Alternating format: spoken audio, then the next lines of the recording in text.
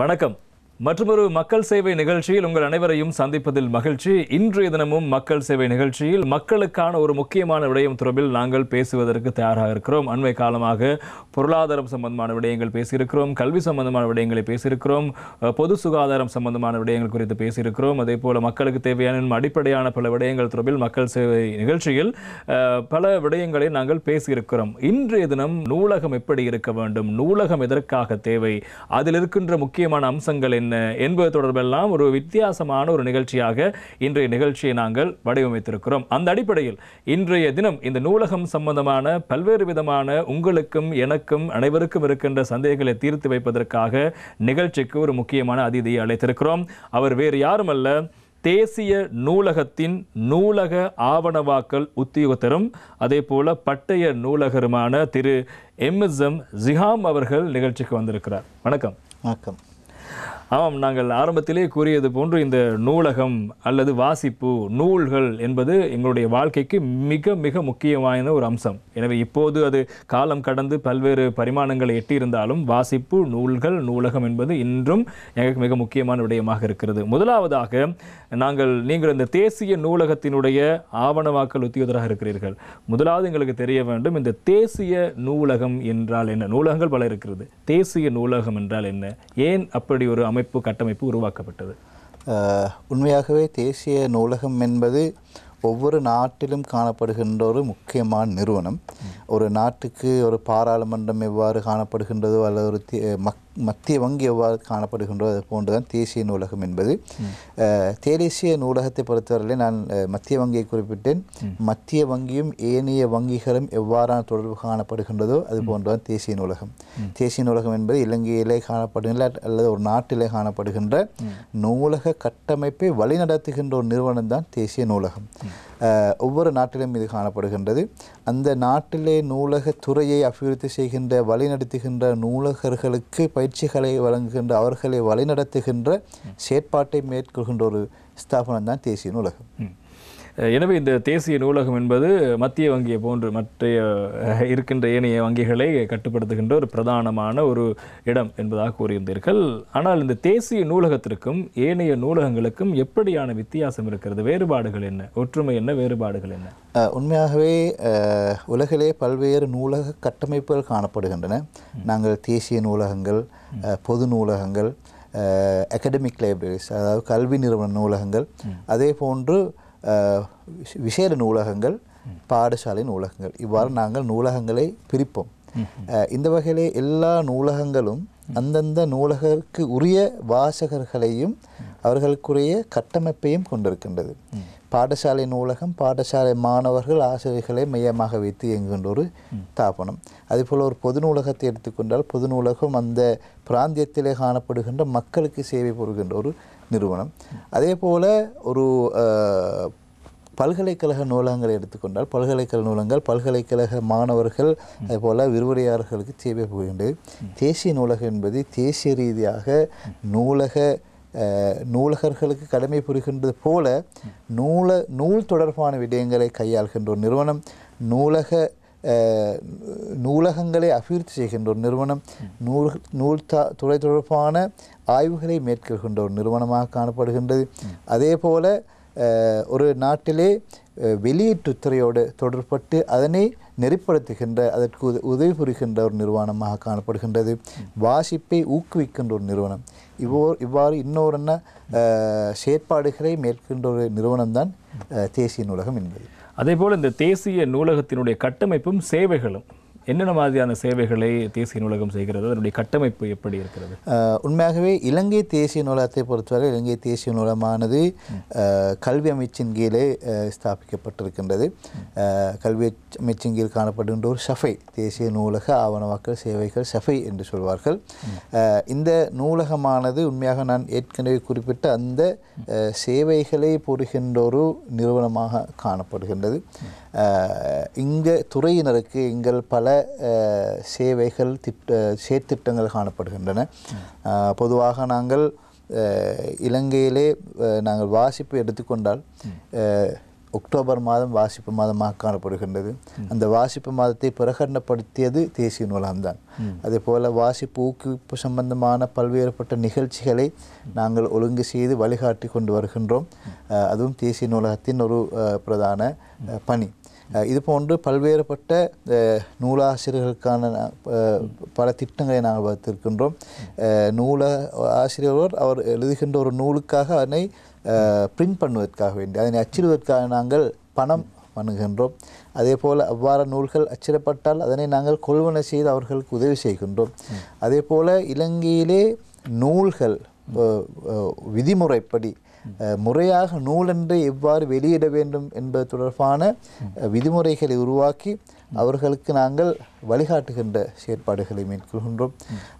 அதே போல் நூல்களுக்கு நாங்கள் மிக முக்கியமான சர்வதேச தரம் வாய்ந்த ஒரு இலக்கம் காணப்படுகின்றது, ISBN என்று.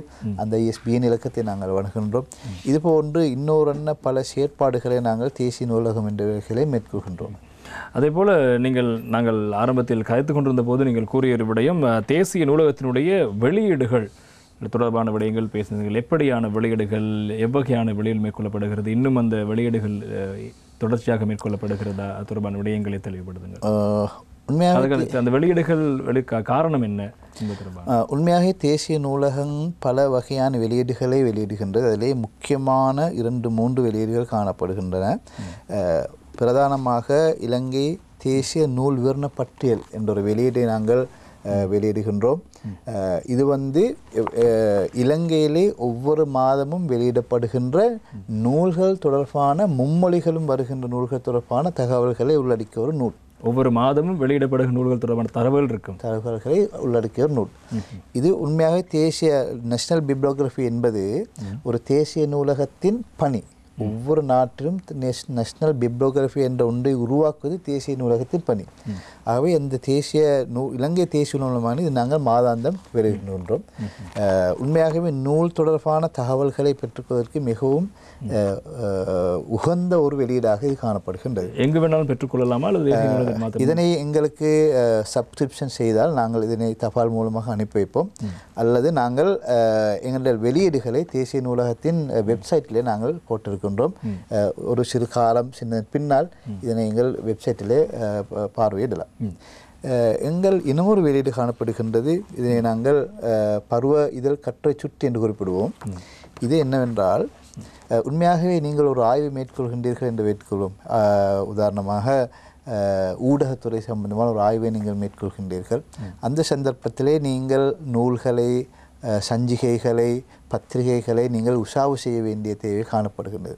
அந்த சந்தர்ப்பத்திலே இவ்வாறான நீங்கள் ஒரு சஞ்சிகையை அல்லது வார இதழொன்றை நீங்கள் உசாவு செய்ய வேண்டும் என்றால் எந்த மேகசினில் அல்லது எந்த சஞ்சிகையிலே என்ன ஆர்டிக்கிள் காணப்படுகின்ற என்ற செய்தி உங்களுக்கு தெரியாது. அந்த நீங்கள் மீடியா சம்பந்தமாக பல சஞ்சிகைகளை வாசித்துத்தான் அந்த தகவலை பெற்றுக்கொள்ள வேண்டியிருக்கின்றது. இந்த வெளியீடு மூலமாக நாங்கள் எதனை செய்கின்றோம் என்றால், ஒவ்வொரு மாதம் நாங்கள் காலாண்டு வெளியீடாக காணப்படுகின்றது. ஒவ்வொரு வருடமும் ஒவ்வொரு காலாண்டிலும் இலங்கையிலே பருவ வெளியீடுகளிலே வெளியிடப்பட்ட கட்டுரைகளை நாங்கள் சுட்டியாக்கம் செய்திருக்கின்றோம்.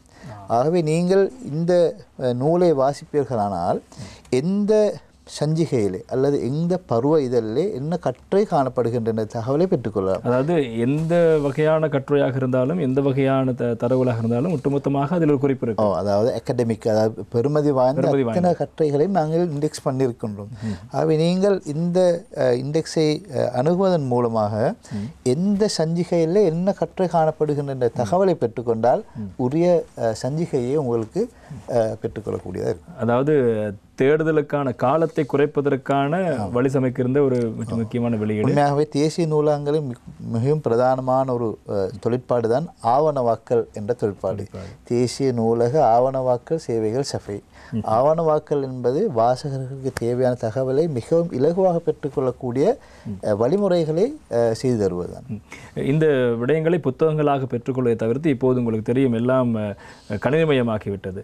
உங்களுடைய இணையதளம் அல்லது அப்படி எதுவும் முகவரிகள் இருந்தால் அதில் பெற்றுக்கொள்ளக்கூடிய வாய்ப்புகளை அதிகரித்து நிச்சயமாக நாங்கள் எங்களுடைய இந்த சகல வெளியீடுகளையும் எங்கள் இணையதளத்திலே நாங்கள் இப்போ போட்டிருக்கின்றோம் www.netlib.lk நேஷனல் லைப்ரரி என்பதை சுருக்கமாக www.netlib.lk netlib.lk இந்த வலைதளத்திலே உங்களுக்கு எங்களுடைய இந்த வெளியீடுகளை பெற்றுக்கொள்ளலாம். அடுத்து இந்த புத்தகங்கள் தொடர்பாக நாங்கள் பேசலாம். தேசிய நூலகம் என்பது வெறுமனவே புத்தகங்களை அல்லது இந்த மாதிரி ஆக்கங்களை ஆவணப்படுத்துகின்ற விடயத்தை மாத்திரம் மேற்கொள்ளவில்லை. அதில் இன்னும் பரந்துபட்ட பல்வேறு சேவைகள் இருக்கிறது. அதில் ஒன்றுதான் இந்த புத்தகங்களை பார்க்கின்ற போது புத்தகனுடைய முன்பகுதி அல்லது இறுதி பகுதியில் ISB என்று சொல்லப்படுகின்ற ஒரு குறியீடு இருக்கும். அந்த குறியீடு அதாவது சர்வதேச தராதர நூல் இலக்கம் என்று சொல்வார்கள்.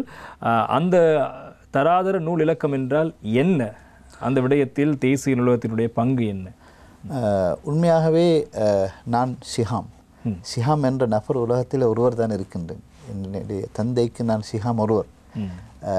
அது போன்றுதான் ஒரு நூலுக்கு உலகத்திலே ஒரு இலக்கத்தை வழங்குவது. அதுக்கு நாங்கள் இன்டர்நேஷ்னல் ஸ்டாண்டர்ட் புக் நம்பர் என்று சொல்கின்றோம், சர்வதேச தராதர நூல் இலக்கம். அந்த இலக்கத்திலே 4 குறியீடுகள் காணப்படுகின்றன. ஒரு குறியீடு இலங்கை குறியீடு 978 என்று குறிப்பிடுவார்கள், அல்லது 624. இரண்டாவது குறியீடு அந்த நாட்டிலே காணப்படுகின்ற ஒரு வெளியீட்டிற்கான குறியீடு. ஆகவே ஒவ்வொரு நாட்டுக்கும் ஒரு குறியீடு வழங்கப்பட்டிருக்கின்றது, வெளியீட்டாளருக்கான ஒரு குறியீடு வழங்கப்பட்டிருக்கின்றது. அதே போல 3வது குறியீடாக காணப்படுவது அந்த வெளியீட்டகத்தினால் வெளியிடப்பட்ட வெளியீடுகளின் எண்ணிக்கை. ஆகவே இந்த 3 குறியீட்டையும் வைத்து ஒரு நூலுக்கு சர்வதேச ரீதியான தனித்துவமான எண் வழங்கப்பட்டிருக்கின்றது. ஆகவே இந்த நூலுக்கு வழங்கப்பட்ட இந்த உலகத்தில் வழங்கப்பட்ட இலக்கம் இது ஒன்று மட்டும்தான் காணப்படும். இது ஒரு முக்கியமான விடயம். உண்மையாக ISBN என்பது சர்வதேச ரீதியான இலக்கம். அது ஒவ்வொரு நாடுகளிலும் ஒவ்வொரு நிறுவனம் வழங்குகின்றது. இலங்கையை பொறுத்தவரை ISBN வழங்குகின்ற நிறுவனமாக தேசிய நூலகம் காணப்படுகின்றது.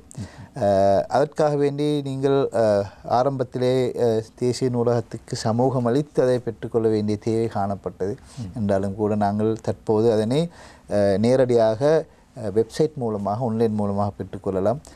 ISBN.lk என்ற இணையதளத்தில் நீங்கள் சென்றீர்களானால் அதுக்குரிய விண்ணப்ப படிவத்தை பூர்த்தி செய்து உங்களுக்கு அதற்குரிய பேமெண்ட்டை செய்து உங்களுக்கு அதனை பெற்றுக்கொள்ளக்கூடியதாக இருக்கும். ISBN பொறுத்தவரை உண்மையாகவே இலங்கையை பொறுத்தமட்டிலே சாகித்ய மண்டல பரிசு வழங்குகின்றார்கள்.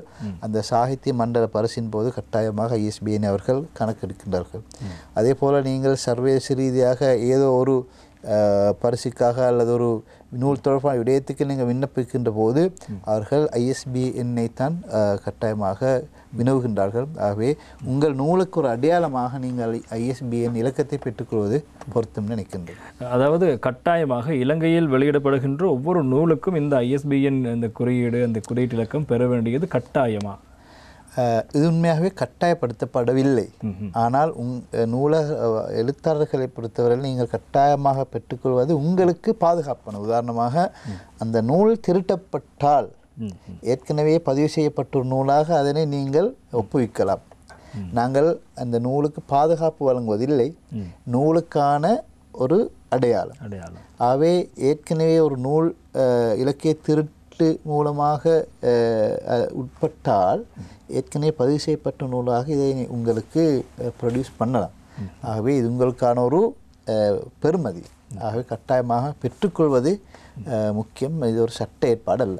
இன்னும் ஒரு விடயம் இருக்கிறது, நூலகத்துடன் தொடர்பட்ட ஒரு விடயம், லீகல் டிபாசிட் லோ என்று சொல்வார்கள். குறிப்பாக இந்த சட்ட வைப்பு சட்டம் அப்படி என்றால் என்ன?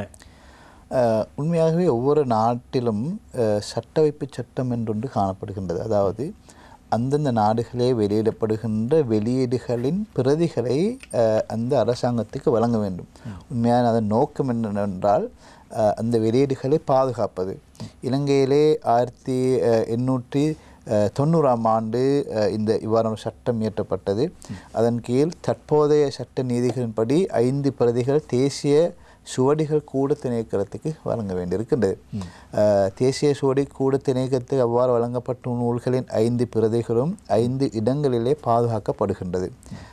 தேசிய சுவடி கூட திணைக்களம், அதே போன்று தேசிய நூலகம், மியூசியம் லைப்ரரி, ருஹூன் யூனிவர்சிட்டி, பேராதனை பல்கலைக்கழகம். இந்த 5 இடங்களிலும் இந்த 5 நூல்களும் பாதுகாக்கப்படுகின்றது. ஒரு வகையில் இது ஒரு சட்ட ஏற்பாடு. இவ்வாறான ஒரு நூல் அரசாங்கத்துக்கு வழங்கப்படாவிட்டால் அதற்கு எதிரான சட்ட நடவடிக்கை எடுக்கின்ற உறுப்புரிமை அந்த சட்டத்தில் காணப்படுகின்றது. அவ்வாறு சட்ட நடவடிக்கையும் எடுக்கின்றார்கள். அதே போல் இது ஒரு உங்களுக்கான ஒரு அங்கீகாரம் என்னவென்றால், சில வேளை நூலாசிரியர்கள் அவர்கள் நூல்கள் அவர்களிடத்தில் காணப்படாத போது அதனை பெற்றுக்கொள்ள நிச்சயமாக இங்கே நீங்கள் தேசிய நூலகத்துக்கு வருகை தந்தால் நீங்கள் அதனை பார்வையிடலாம். அது ஒரு அடுத்த ஒரு நன்மை. ஆகவே உண்மையாகவே பிரிண்டர்ஸ் அச்சீட்டகங்களை இந்த சுவடிக்கூட திணைக்களத்தில் ஆர்கைவ்ஸ் டிபார்ட்மெண்ட்டிலே பதிவு செய்ய வேண்டி காணப்படுகின்றது. அவ்வாறு அச்சீட்டகங்களை பதிவு செய்கின்ற போது அவர்களுக்கான இன்ஸ்ட்ரக்ஷன்ஸை வழங்குகின்றார்கள். நீங்கள் உங்கள் அச்சீட்டகத்திலே வெளியிடுகின்ற நூல்களை நீங்கள் கட்டாயமாக வழங்க வேண்டும் என்று.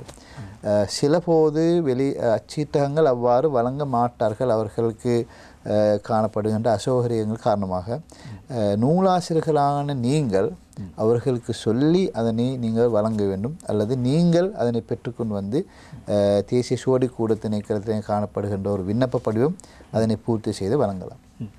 அப்படியே நீங்கள் கூறுகின்ற போது எந்த ஒரு நூலாக இருந்தாலும், அது கவிதை நூலோ, இப்போ அநேகமாக கவிதை நூல்கள், சிறுகதை நூல்கள் என்று அல்லது தங்களுடைய ஆக்கங்களுடைய தொகுப்பு நூல்கள் என்று எழுதி கொண்டு அதனை வெளியிடுகிறார்கள். கட்டாயமாக இவை அனைத்தும் இந்த சட்ட வைப்பு சட்டத்தின் கீழ் அது கொண்டு வரப்பட வேண்டும் அல்லது பதிவு செய்யப்பட வேண்டும் என்பது கட்டாயமாக. உண்மையாகவே அத்தனை நூல்களும் கட்டாயமாக வழங்கப்பட வேண்டும். எந்த அளவுக்கு என்றால், அவர்கள் இலங்கையிலே வெளியிடப்படுகின்ற தேர்தல் காலத்தில் வெளியிடப்படுகின்ற ஹேண்ட்பில்ஸை கூட சேகரிக்கின்றார்கள். சட்டத்துக்குள்ளால் அது போன்ற வராவிட்டாலும் நூல்கள் வடிவத்திலே காணப்படுகின்ற சகல விதிகளும் கட்டாயமாக வழங்கப்பட வேண்டும். இது சட்ட ஏற்பாடு. இதனை மீறுகின்ற போது சட்ட நடவடிக்கை அவர்கள் எடுப்பார்கள். அதே போல் இன்னும் ஒன்று இருக்கிறது. இப்படியாக நீங்கள் 5 பிரதிகளை ஒவ்வொரு இடத்திலும் வைத்து பாதுகாக்கின்ற போது அந்த நூலினுடைய பாதுகாக்கும் அங்கே உறுதிப்படுத்தப்படுகிறது. நிச்சயமாக நீங்கள் ஆர்கைவ்ஸ் டிபார்ட்மெண்ட்டுக்களை தேசிய நூலகத்துக்கு நீங்கள் வருகை தருகின்ற போது நீங்கள் விளங்கிக் கொள்வீர்கள். அந்த நூல்களை பாதுகாக்க வேண்டி 24 மணித்தியாலமும் ஏசி போடப்பட்டிருக்கும். ஏசியில் தான் அந்த நூல்களை பாதுகாப்பார்கள். அதே போல் நூல்களை பாதுகாப்பதற்கான விஞ்ஞான ரீதியாக இன்னும் பல தொழிற்பாடுகள் காணப்படுகின்றன. அவ்வாறான தொழிற்பாடுகளுக்கு உட்பட்ட வகையிலே தான். ஏனென்றால் ஒரு நூலின் சாதாரண ஆயுள் காலம் 10 அல்லது 15 வருடம். 50-100 வருடங்களுக்கு பாதுகாக்க வேண்டுமென்றால் அதற்குரிய சில தொழிற்பாடுகள் காணப்படுகின்றன. அவ்வாறான தொழிற்பாடுகளுக்கு உட்படுத்தப்பட்ட வகையிலே அந்த நூல்களை நாங்கள் பாதுகாக்கின்றோம். நிச்சயமாக பல 50-100 வருடங்கள் சென்றாலும் அதனை தேசிய நூலகத்திலோ தேசிய சுவடிக்கூட திணைக்களத்திலோ அல்லது மியூசியம் லைப்ரரியிலோ உங்களுக்கு பெற்றுக்கொள்ளலாம். அதே போல் இதனோடு தொடர்புடைய இன்னும் ஒரு முக்கியமான கேள்வியும் இருக்கிறது. ஒரு நூல் இலங்கையில் அங்கீகரிக்கப்பட்ட ஒரு நூலாக இருக்க வேண்டும் என்றால் என்ன செய்ய வேண்டும்? என்ன தகமை அல்லது எப்படியான வரையறைகளை அவர்கள் கையாள வேண்டும் நூலாசிரியர்கள்? உண்மையாகவே ஒரு நூலை பொறுத்தவரையிலே அது ஒரு அங்கீகரிக்கப்பட்ட நூலாக இருக்க வேண்டும் என்றால் நான் ஏற்கனவே குறிப்பிட்ட 2 விடயங்களும் முக்கியமாக காணப்படுகின்றன. ஒன்று ஐஎஸ்பிஎன் இலக்கத்தை நீங்கள் பெற்றுக்கொள்ள வேண்டும். அது ஒரு சர்வதேச ரீதியான அங்கீகாரத்தை பெற்றுக்கொள்ளப்படக்கூடிய ஒரு விடயம். இரண்டாவதாக இந்த லீகல் டிபாசிட் சட்ட வைப்பின் கீழே நீங்கள் வழங்குகின்ற போது அங்கே வைக்கப்படுகின்றது. மூன்றாவதாக என்னென்றால், இவ்வாறு நீங்கள் லீகல் டிபாசிட் ஊடாக ஒரு நூல் வழங்கப்பட்டால் உங்கள் நூல்களின் ஒரு பட்டியல் இலங்கை வர்த்தமானியிலே 3 மாதங்களுக்கு ஒரு முறை வெளியிடப்படுகின்றது. ஆகவே அது ஒரு அரச ரீதியான அங்கீகரிக்கப்பட்ட ஒரு வெளியீடு தான் அரச வர்த்தமானி என்பது. ஆகவே அங்கே உங்களுக்கு ஒரு அங்கீகாரம் கிடைக்கின்றது. அதே போல் இவ்வாறு நீங்கள் தேசிய நூலகத்துக்கு நூல்களை வழங்குகின்ற போது இந்த இலங்கை தேசிய நூல் விவரண பட்டியல், இந்த பட்டியலிலே நாங்கள் அதன் நூலை உட்படுத்துகின்றோம். ஆகவே தேசிய ரீதியாக ஆத்தரைஸ்ட் அங்கீகரிக்கப்பட்ட ஒரு வெளியீட்டிலே உங்கள் நூல்களின் விவரம் வெளிவருவது என்பது உங்களுக்கு ஒரு அங்கீகாரம். இதுபோல் பலதரப்பட்ட விடயங்களை நீங்கள் உட்படுத்துகின்ற போது உங்களுக்கு நூலுக்கு அங்கீகாரம் பெற்றுக்கொள்ளலாம். அதேபோல் இன்னும் ஒரு கேள்வியும் இருக்கிறது. குறிப்பாக இது முக்கியமான ஒரு கேள்வி. ஒருவர் ஒரு அரிதான ஒரு நூலை தேடுகிறார், அல்லது யாரோ ஒருவர் இப்படியான ஒரு நூலை படியுங்கள் என்று வெளிநாட்டிலிருந்து எங்கு கூறுகிறார். அந்த நூல் இங்கே கடைகளில் வெளியீட்டு இடங்களெல்லாம் தேடுகிறோம், கிடைக்கவில்லை. அப்படியான ஒரு நூல் அல்லது ஒரு அரிய நூல் அல்லது முக்கியமான ஒரு நூலை நாங்கள் தேட வேண்டும் என்றால், அல்லது அதை நாங்கள் பெற்றுக்கொள்ள வேண்டும் என்றால் எப்படியான வழிமுறைகளை மேற்கொள்ள வேண்டும்? தேசிய நூலகத்துக்கு வர வேண்டுமா, அல்லது வேறெங்கும் செல்ல வேண்டுமா? எப்படியாக அதனை நாங்கள் கண்டுபிடிப்பது? நாங்கள் தேடுகின்ற ஒரு நூலை எப்படி கண்டுபிடிப்பது? உண்மையாக நான் ஏற்கனவே குறிப்பிட்டது போல அரிய நூல்கள் பல தனிப்பட்டவர்கள் அல்லது தனிப்பட்ட நிறுவனங்கள் நூலகங்களில் சேகரிப்பாக காணப்பட்டவங்க கூட அது ஒரு குறிப்பிட்ட காலத்துக்குத்தான் அவர்களால் அதனை பாதுகாக்க முடியும். ஆகவே இலங்கை தேசிய நூலகம், சுவடிகள் கூட திணைக்களம், மியூசியம், லைப்ரரி, இந்த 3 நூலகங்களிலும் தான் பிரதானமாக இவ்வாறான வெளியீடுகள் பாதுகாக்கப்படுகின்றன. அதே நேரம் ஆகவே பழமையான நூல்களை நீங்கள் பெற்றுக்கொள்ள வேண்டுமென்றால் மியூசியம், லைப்ரரிக்குத்தான் செல்ல வேண்டும். 1840 உள்ள நூல்கள் அங்கே காணப்படுகின்றன. இலங்கை சுவடிகள் கூட திணைக்களத்தை பொறுத்தவரை 1870 முதல் உள்ள நூல்கள் அங்கே காணப்படுகின்றன. இலங்கை தேசியமானது 1973ஆம் ஆண்டு ஆரம்பிக்கப்பட்டது. ஆகவே தேசிய நூலகத்தின் நூல்களை உங்கள் 76ஆம் ஆண்டு முதல் உள்ள நூல்களை உங்களுக்கு அங்கே பார்வையிடலாம். என்ன பிரச்சனை என்றால், சுவடிக்கூட திணைக்களம் அல்லது மியூசியம், லைப்ரரிக்கு நீங்கள் தேசிய நூலகத்தில் நூல் காணப்படாத போதுதான் அவர்களிடம் பெற்றுக்கொள்ளலாம். இலகுவாக பெற்றுக்கொள்ளக்கூடிய ஒரு இடம்தான் தேசிய நூலகம். ஆக 1976ஆம் ஆண்டுக்கு பிற்பாடு ஒரு நூல் அல்லது நூல் மட்டுமல்ல, உங்களுக்கு ஒரு வர்த்தமானி, அரச வர்த்தமானி பார்வையிட வேண்டும் என்றால் நீங்கள் கட்டாயமாக தேசிய நூலகத்துக்கு தான் வர வேண்டும். இலங்கையில் ஒரு சட்டத்தை பார்வையிட வேண்டும் என்றால், சட்ட மூலத்தை பார்வையிட வேண்டும் என்றால், லோ ரிப்போர்ட் என்று சொல்வார்கள், சட்ட அறிக்கைகள், பாராளுமன்ற வெளியீடுகள், அதாவது செஷனல் பேப்பர்ஸ் என்று சொல்வார்கள், பாராளுமன்ற விவாதம் அறிக்கை, ஒவ்வொரு நிறுவனங்களினதும் வருடாந்த அறிக்கைகள், அடுத்து இலங்கையிலே வெளியிடப்படுகின்ற உஷாத்துணை நூல்கள் காணப்படுகின்றன. இவ்வாறு இன்னொரு நூல்களையும் நீங்கள் பெற்றுக்கொள்ளக்கூடிய ஒரே நிறுவனம் தேசிய நூலகம் தான். ஆகவே நீங்கள் தேசிய நூலகத்தில் தான் அதனை நீங்கள் பெற்றுக்கொள்ளலாம். அதாவது அது நாங்கள் உதாரணமாக நான் தேடிய ஒரு நூல் இப்போது தேசிய நூலகத்தில் இருக்கிறது, அரிய நூல். அதனை நான் எப்படி அதை பெற்றுக்கொள்வது? பிரதியை தருவார்களா, அல்லது அதற்கான வழிமுறை எதுவும் இருக்கிறதா அதனை பெற்றுக்கொள்வதற்காக? சாதாரணமாக நூலகம் சென்றால் ஒரு கூப்பன் இருக்கும், நிரப்ப வேண்டும், பெற வேண்டும் என்றெல்லாம் ஒரு அடிப்படையான விடயம் இருக்கும். சாதாரண நூலகத்தில், தேசிய நூலகத்திலிருந்து ஒரு பாதுகாக்கப்பட்ட ஒரு ஆவணப்படுத்தப்பட்ட ஒரு நூலை நான் பெற வேண்டும் அல்லது அது வாசிக்க வேண்டும் நினைத்தால் என்ன செய்ய வேண்டும்? உண்மையாகவே தேசிய நூலகத்திலே முதலாவதாக நான் சொல்ல வேண்டிய விடயம், லெண்டிங் காணப்படுவதில்லை, இரவல் சேவை இல்லை. ஏனென்றால் நான் ஏற்கனவே குறிப்பிட்டது போல நூல்கள் அனைத்தும் பாதுகாப்பதற்காக தான் காணப்படுகின்றது. ஆகவே லெண்டிங் சிஸ்டம் எங்களிடத்தில் இல்லை. உங்களுக்கு தேசிய நூலகத்துக்கு வந்தால் எங்களுடைய மெம்பர்ஷிப் கேட்டகரிஸ் காணப்படுகின்றது. ஒரு நாள் மெம்பர்ஷிப் காணப்படுகின்றது. நீங்கள் வண்டி மெம்பர்ஷிப் ஒன்றை நீங்கள் பெற்றுக்கொண்டால் அன்றைய தினத்திலே உங்களுக்கு குறிப்பிட்ட நூலை பெற்றுக்கொள்ளலாம். இதோடு தொடர்பான இன்னமொரு பிரச்சனை காணப்படுகின்ற என்றால், நாங்கள் இலங்கையிலே காப்பிரைட் லோ அல்லது ஒவ்வொரு நாடுகளும் காணப்படுகின்ற இலங்கையிலே காப்பிரைட் லோ என்ற ஒரு சட்டம் காணப்படுகின்றது. அந்த சட்டத்தின் கீழால் இலங்கையிலே வெளியிடப்படுகின்ற நூல்களின் 100% போட்டோ பிரதியையும் நாங்கள் ஒரு வாசகருக்கு கொடுக்க முடியாது. என்றால் ஒரு காப்பிரைட் அடிப்படையிலே ஒருவருக்கு அவரின் நூலின் உரிமை அவரின் வாழ்நாள் உட்பட அவர் இறந்த பின்னால் 70 வருடங்களுக்கு அவருக்கு காணப்படுகின்றது.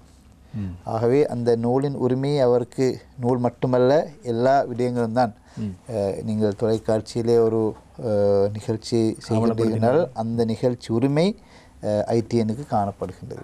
இதுபோல் அந்த உரிமை காணப்படுகின்றது.